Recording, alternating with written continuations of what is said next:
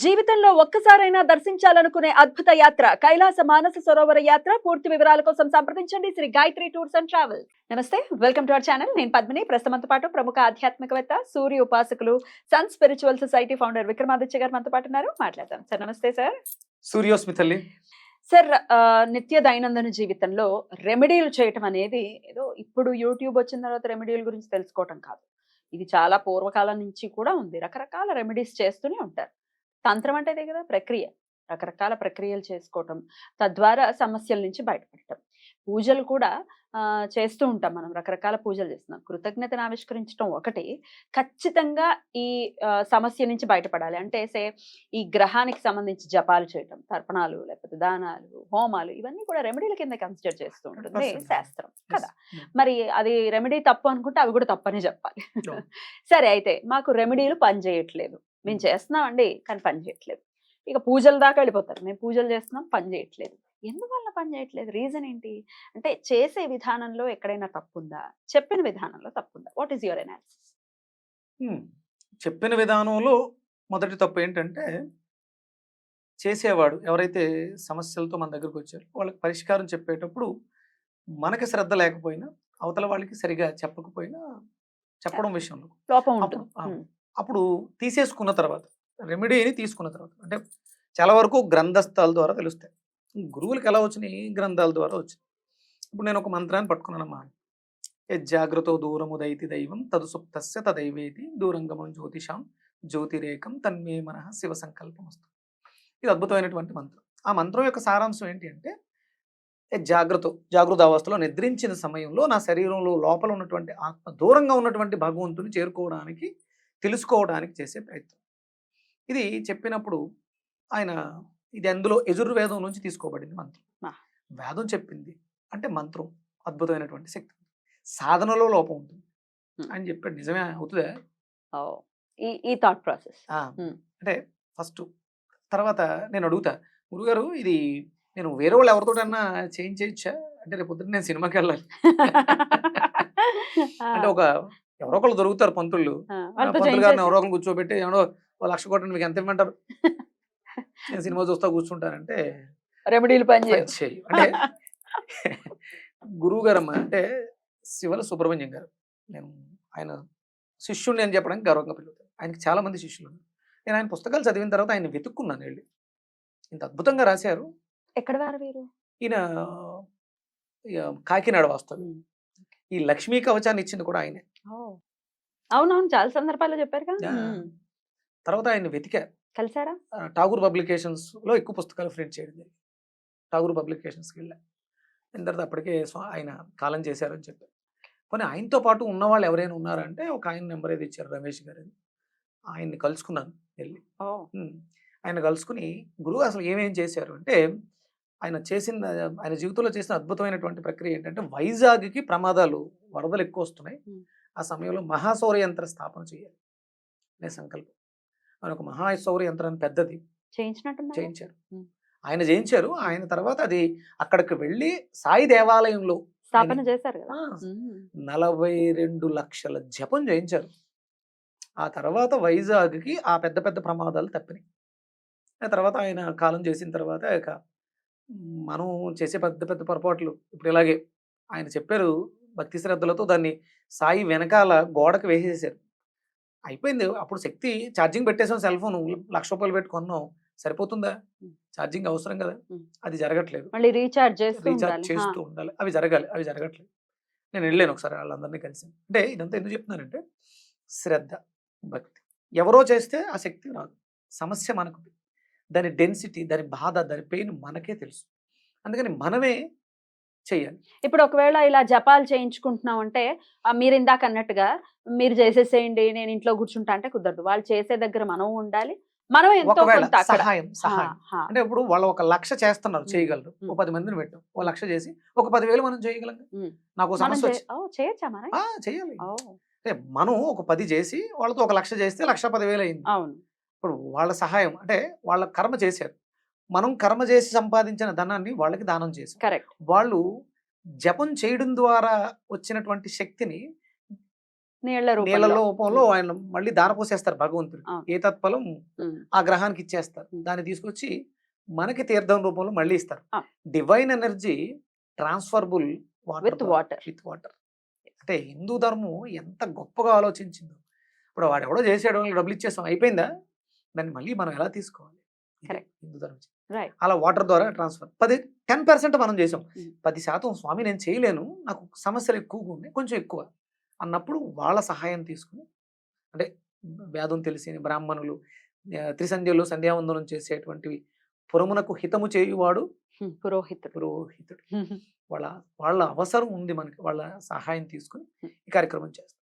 అలాగే ఇక రెమెడీలు మనం చేసేసుకుంటూ ఉంటాం కదా.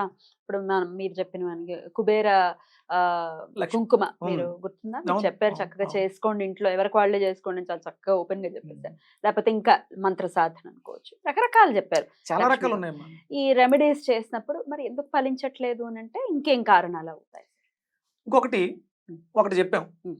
అంటే నేను కూర్చుంటాను వేరే వాళ్ళు చేయండి అనేటువంటి అశ్రద్ధ. ఉమ్. ఇంకొకటి సంతృప్తి లేకపోవడం. ఆ. ఇప్పుడు మనం మణిపద్మేహ మంత్రం చెప్పాం, దాన్ని సాధన చేసే వాళ్ళు చేశారు. రెగ్యులర్గా ఫోన్స్ వస్తూ ఉంటాయి కదా, ఏదో చెప్తా, అమ్మ పొద్దుటే లేచి మణిపద్మేహ మంత్రాన్ని ఒక 1000 జపం చేయి. అదే అండి మాకు కష్టాలు బాగా ఎక్కువగా ఉన్నాయి, ఏమన్నా చెప్తారేమో అని. చెప్పింది మంత్రం అమ్మా. ఇంకేమైనా ఇంకా చెప్పండి. అదే అంటే నేను చెప్పింది చాలా చిన్నది. ఓం మణి పద్మాయ నమః. ఇంత చిన్న మంత్రం పెద్ద పెద్ద కార్యాలు చేసేస్తుందా? అంటే అపనమ్మకం, సంతృప్తి లేకపోవడం. సంతృప్తి లేదు. ఇది చేస్తుందా? ఆ, ఇది చేస్తుందా కాదు, ఇది చెప్పారు ఇది కాదులే, ఇంకోటి ఏదో ఉంటది, ఇంకా ఏదో తెలుసుకోవాలని అసంతృప్తి. అది కూడా దాని వల్ల కూడా పనిచేయదు. మంచిలేదు. గురువు చెప్పాడు అంటే అంటే నాకు తెలుసు కదా నీ సమస్య ఏంటో, నాకు ఫోన్ చేసావు, నీ సమస్య నాకు తెలుసు, ఇది చెయ్యండి అమ్మ అవుతుంది అన్నప్పుడు, అవుతుందా అవదా పక్కన పెట్టి గురువు మీద అంటే గురి కలిగించేవాడే గురువు అవుతాడు. అవును. మన మాట మీద అంత నమ్మకం ఉండాలి. ఎందుకంటే నేను ప్రతినిత్యము త్రికాలాల్లో సంధ్యావందనం చేస్తాను, అగ్నిహోత్రం చేస్తున్నాను, సాధనలో ఉన్నాను, నా అనుష్ఠాన బలం ఉంటుందిగా. ఉమ్. సరే నేను తప్పుదో పట్టిస్తున్నాను, ఉమ్. కానీ నువ్వు నమ్మావు, నిన్ను నమ్మించాను, నీ నమ్మకానికి నేను భగవంతుడు నాకు ఒక శక్తిని బాధ్యతనిచ్చాడు. అవును. ఒకవేళ నేను తప్పుదారో పట్టిస్తున్నాను, కానీ అది నీకు కరెక్ట్, నీకు సరైన మార్గంలో నడిపిస్తుంది. ఉమ్. ఎందుకంటే అక్కడ నాకు నేర్పిన గురువు ఉన్నాడు, ఉమ్. నేను గురువుని కాదు, ఉమ్. నాకు నేర్పిన గురువు. నువ్వు నన్ను గురువుగా భావిస్తే నేను నా గురువుని ఉమ్. ఆరాధిస్తాను, ఉమ్. నా గురువు నాకు మార్గాన్ని నిర్దేశిస్తాడు. కాబట్టి ఆ అసంతృప్తి ఇంకా ఏదన్నా ఉందా? వద్దు. అగస్త్యుల వారు రాముల వారికి యుద్ధం జరుగుతుంది, ఉమ్. రావణాసుడు ఒకసారి సొమ్మశీలు పడిపోతే రథసారి తీసుకెళ్ళిపోతారు. ఈయన అలా కూర్చుని ఉంటారు రాముల వారు. అప్పుడు మళ్ళీ రథం వస్తూ ఉంటుంది, ఆయన మళ్ళీ నిద్రలేచి ఇలా తీసుకొచ్చేసేవేంటంటే మీరు సమస్యలు పడిపోయి ఏం చేయాలి అర్థం కాలేదు తీసుకొచ్చానని అంటాడట. అప్పుడు లేదు పద యుద్ధం చేద్దాం అని చెప్పేసి వస్తున్నటువంటి రావణాసుడు చింతాకాంతుడు. ఉమ్. అప్పుడు బాధపడ్డాడు, ఏంటి అవ్వట్లేదు, అసలు ఏమి చేయలేకపోతున్నాం ఏంటి, ఒక సాటిస్ఫాక్షన్ లేకుండా, తృప్తి లేదు. అంటే తృప్తి లేదు, వాళ్ళంత బలశాలి ఎంతో మందిని చంపేశారు, అప్పటికే నిస్సత్తువ అయిపోయాడు. నిస్సత్తువ, ఆ. నిస్సహాయ స్థితి, అంటే తోచట్లేదు, ఏం చేయాలి అర్థం కావట్లేదు. అప్పుడు ముని శ్రేష్ఠుడు ఆయన పరిగెట్టుకుంటూ వచ్చి, రామ కంగారు పడక, ఏం కాదు నువ్వు చేయగలవు, ఒక సనాతనమైనటువంటి శ్లోకం ఉంది అది చదువు. అది కాదు ఏమన్నా ఇప్పుడు నేను చాలా బాణాలు వేసానండి, హనుమంతుల వారు కూడా చాలా మందిని చంపేశారు, మేము అందరం చంపేసాం, ఇంకోటి ఏమైనా ఉంటే చెప్పండి. సూర్యుడు మంత్ర ఆదిత్య హృదయం అంటారేంటి, అది కాదు, ఇంకేమైనా ఇది చెప్పండి. ఆదిత్య 30 శ్లోకాలు చెప్తే అయిపోద్ది, 4 నిమిషాలు అయిపోద్ది. ఇది కాదు, ఇంకా ఇంకా ఏదన్నా వారాహి మాలలు వేసుకోమంటారా, యజ్ఞాలు చేసేమంటారు, అమావాస్య పూజలు చేసేమంటారు, సమయం లేదు. నమ్మారు, గురువుని ఆరాధించాడు. Beautiful. 3 సార్లు త్రిరాచమ్య శుచిర్భూత్వ, 3 సార్లు ఆచమనం చేశారు, Beautiful. శుచిర్భూత్వ అయిపోయింది. బాణం తీశారు, ఒకే ఒక్క బాణం అయిపోయింది, కొట్టాడు. రావణ వధ. ఇంకేమి చూడలే, అగస్త్యుల వారు చెప్పారు, రాముల వారు చేశారు. గురువు మాట మీద అంత గురి గురి. అంటే గురువు అనగానే అది గుణాత్మకమైనటువంటి శక్తిని కలిగింది. నేను దుర్మార్గునే కావచ్చమ్మా, నేను చండాల వంశంలోనే పుట్టుండొచ్చు, నేను ఎక్కడ నా పుట్టుక వేరే ఏదైనా కానివ్వండి, కానీ నేను ఒక సాధనలో ఉన్నాను, Yeah. నాకు ఒక నిర్దేశం జరుగుతుంది. నేను వెజిటబుల్ థెరపీ ఒక గురువు దగ్గర నేర్చుకున్నాను, వేదాలు ఒక గురువు దగ్గర నేర్చుకుంటున్నాను, రకరకాలన్నీ నేర్చుకుంటాను. అంటే నాకంటూ ఒక గురువు ఉంది, నన్ను నడిపించే వాళ్ళు ఉన్నారు, నేను సాధనలో ఉన్నాను. నేను సాధన లేకుండా ఆచరణ యోగ్యమైన కానీ పనులు చేస్తూ అరాచకాలు చేస్తూ మీకు నేను నిర్దేశం చేయట్లేదు. అంటే గురి ఎవరైనా సరే గురువు నమ్మకంతో శ్రద్ధతో మీ మీద ప్రేమతో వాత్సల్యంతో ఒక మాట చెప్పినప్పుడు ఫాలో అయిపోండి, అయి తీరుతుంది. అప్పుడు ఆ రెమెడీలు పనిచేస్తాయి 100%. నీకు రెమెడీ ఏదైనా కావచ్చు, అది చిన్నదా పెద్దదా కాదు, రెమెడీ ఏదైనా సరే గురువుని విశ్వసించడంతో. మళ్ళీ ఇంకోటి ఏమైనా ఉందా, ఇంకేమైనా చెయ్యాలా, ఇది అడగొద్దు. అవుతుందో లేదో. అని ఇది అడగొద్దు. ఇది గజేంద్ర మోక్షంలో కూడా ఉంది. ఉన్నాడో లేదో, ఉన్నాడో లేదో అనుకున్నంత సేపు ఉమ్, ఏనుగుకి పాపం ఎటువంటి ఇది జరగలేదు, అవును. ప్లస్ జరగలేదు. ఉన్నాడు, నువ్వు రావయ్య బాబు అన్నప్పుడు వచ్చాడు విష్ణు. అంతే ఒకటే చూడు, మీ నోట ఉంటే ఇంకొక మాట కూడా వచ్చింది. వెళ్ళు అంటే రెమెడీ, ఇప్పుడు మనల్ని అడిగారు, మళ్ళీ ఇంకొక చోటకి వెళ్తారు, మారుస్తూ ఉంటారు. ఎందరెందరినో మార్చి ఎందరో డిఫరెంట్ చాలా రకాలు. మీకు ఒకళ్ళ మీద గురి కుదిరినప్పుడు ఇంకొకళ్ళ గురించి ఆలోచించుకోరు. ఒక్కటే మనకి ప్రత్యక్షం. అంటే ప్రమాణాలు రకాలు ఉంటాయి. అనుమానం రావచ్చు. వినికిడి ద్వారా ఒక ప్రమాణం ఉంటుంది, చూడడం ద్వారా ఒక ప్రమాణం ఉంటుంది, అవతల వ్యక్తి చెప్పే దాంట్లో కూడా ప్రమాణం ఉంటుంది. దీనికి ప్రమాణం ఇప్పుడు మనం ఆదిత్య హృదయం మంచిది, చాలా చాలా సమస్యలు పరిష్కారం. ఇక అంతకన్నా పెద్ద సమస్యలే ఉంటాయి, రాముల వారు పడిన కష్టాల కన్నా ఉంటాయి. అయిపోయిందిగా, నమ్మాడు, చేసేసాడు, అయిపోయింది. అలా ఒకటే ఒకదాన్ని పట్టుకోవాలి. ఎవరో ఒక గురువుని మనం భావించాలి. ఇలాంటప్పుడు మనం చేస్తున్నటువంటి ఏ రెమెడీ అయినా 100% పనిచేస్తుంది. థాట్ ప్రాసెస్ లో మార్పు అనేది అనివార్యం అని చెప్తున్నారు.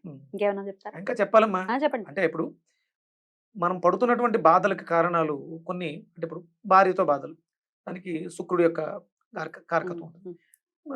గురువుల ద్వారా, లేకపోతే ఎడ్యుకేషన్, శని, పనులు, ఇట్లో పని మనుషులు, సహనం అవసరం, ఓపిక అవసరం. ఆయా గ్రహానికి ఉన్నటువంటి లక్షణం మనల్ని పరీక్షిస్తుంది ఫలితం ఇవ్వటానికి. మనలో సహనం ఎంత ఉందో చూడటానికి. ఫలితం 100% ఇచ్చి తీరుతుంది. సహనం, ఓపిక. అంటే ఇవాళ మొన్న ఎవరో ఫోన్ చేశారు, చాలా కష్టాలుగా ఉన్నాయి, అసలు ఏమీ మార్పు కనపట్లేదండి. నేను చెప్పింది, కెంపు కొనుక్కుని పెట్టుకోమ్మా, సూర్యుడి యొక్క అనుగ్రహం పెరుగుతుంది. ఆర్డర్ పెట్టేసింది, పెద్ద ఏం కదలిక లేదంట. అంటే సమస్యల్లో కదలిక లేదు. ఆర్డర్ పెట్టాం, ఇంకా రాలేదు, చేతికి పెట్టుకోలేదు, పెట్టేసుకున్నా. అమ్మా కొన్నావు, నిజమే. అంటే నువ్వు ఉన్న పరిస్థితులు నీకు అలాంటి ఆలోచనలు అది నీ చేతికి వస్తుంది. ఏదో ఆదివారం ఒక మంచి రోజు చూసుకుని అది తీవ్రదయం చదివి దాన్ని చేతికి ధరించు. అప్పుడు నీ ఆలోచన విధానంలో మార్పు వస్తుంది. అవతల వ్యక్తిని ఎలా ఢీ కొట్టాలో, ఇలాగనగానే అవతల వ్యక్తి అలా గాల్లో లేసి మాయమైపోవడం, బ్లాస్ట్ అయిపోవడం ఉండదు. నీ ఆలోచనే అతన్ని ఎదుర్కోవడానికి కావాల్సిన మార్గాన్ని నిర్దేశిస్తుంది. సహనం కూడా అవసరం. ఇవి ఉన్నప్పుడు మన రెమెడీలు మనకి పనిచేస్తాయి. ఇంకోటి ఏంటంటే 1,57,680 మనం సంఖ్యా ప్రధానంగా చెప్పాం. సగం చేస్తే పని చేస్తుందా, రోజుకి 4,000 చేయాలా, ఇలా మళ్ళీ దాన్ని తగ్గించడం, సగం చేసి రిజల్ట్ రాలేదు చూడకూడదు. గురువు చెప్పాడు 1,57,680 ఫస్ట్ అది చేసేయాలి. శుక్రుడికి సంబంధించినవి ఏం చేసినా 20,000 పూర్తి అయిపోవాలి అంతే. ఆ పూర్తి సంఖ్య ప్రధానంగా పూర్తి అవ్వకుండా మనం ఫలితం కోసం ఎదురు చూడటం కూడా తప్పే. రైట్ సార్, చాలా బ్యూటిఫుల్ గా ఎక్స్ప్లెయిన్ చేశారు. ప్రాక్టికల్ గా ఇవి తెలుసుకోవాల్సినటువంటి విషయాలు. రెమెడీలు చెప్పేస్తున్నారు, రెమెడీలు పని చేయట్లేదు, ఇంకా కొంచెం ముందుకెళ్ళిపోయి రెమెడీలు చేసి విసుకొచ్చేసి మతాలు మారిపోతున్నారు అని వాళ్ళు కూడా లేకపోలేదు. మరి వీళ్ళు చేసే తప్పులేంటో కూడా తెలుసుకోవాలి కదా.